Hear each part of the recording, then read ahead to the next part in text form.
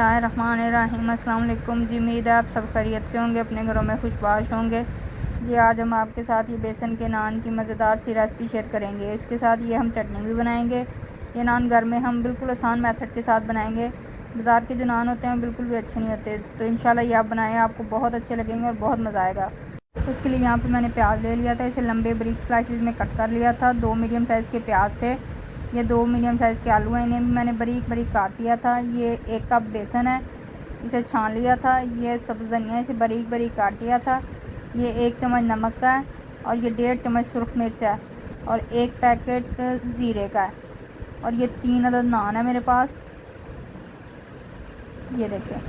और चलिए अपनी रेसिपी स्टार्ट करते हैं। सबसे पहले हम प्याज के अंदर आलू शामिल करेंगे।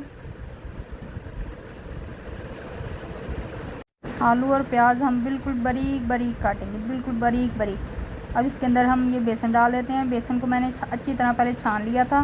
सारा बेसन एकदम से नहीं डालेंगे, थोड़ा सा पहले डालेंगे। और इसके बाद अब हम जो हमारे बर्तन में आलू लगे रह गए थे ना, उसको अच्छी तरह से साफ़ कर लेते हैं। कोई भी दाना ज़ाया नहीं होना चाहिए। ये इसमें सुरख मिर्च डाल देते हैं।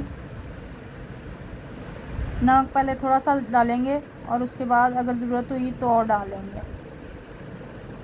अब ये ज़ीरे का पैकेट है, इसे खोलकर हम साफ़ करेंगे। साफ़ करने के बाद अब हम इसमें डाल देते हैं, ये 1 चम्मच होगा ज़ीरा। इसके बाद ना अब हम इसमें थोड़ी सी अजवाइन, सिर्फ 1 चुटकी अजवाइन लेंगे। इसे हाथ पे इस तरह से डाल लेंगे और इसे इस तरह हाथ से मसल कर फिर इसमें डाल देते हैं। ये हमारे हाजमे के लिए बहुत अच्छी होती है। ये अब ये सब्ज़ धनिया है, ये मैंने धोया था और इसको भी इसमें डाल देते हैं। अब इसमें पानी डालकर थोड़ा थोड़ा पानी डालते जाएंगे और इसको चम्मच की मदद से मिक्स करते जाएंगे। एकदम से ज़्यादा पानी नहीं डालेंगे वरना हमारा बैटर जो है वो पतला हो जाएगा। ये देखें, इसे इस तरह मिक्स करते रहेंगे और ये देखें हमारा बैटर बन के तैयार हो चुका है। ये हमने नान ले लिए हैं।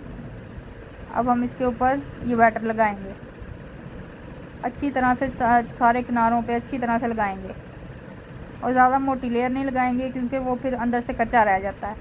बारीक सी लेयर लगाएंगे, अच्छी तरह से सारे किनारों पे अच्छी तरह से लगाएंगे। ये देखें इस तरह से। नान हमारा रेडी हो चुका है। ये घी हमारा गर्म हो गया है। अब हम इसमें नान डाल देते हैं। पहले सीधी तरफ से डालेंगे और इसके बाद अब हम इसे पलट लेंगे और इसके बाद अब हम आपको इसकी फ़ाइनल लुक दिखाते हैं। ये देखिए माशाल्लाह कितना अच्छा जूसी और सॉफ्ट बन के तैयार हुआ है।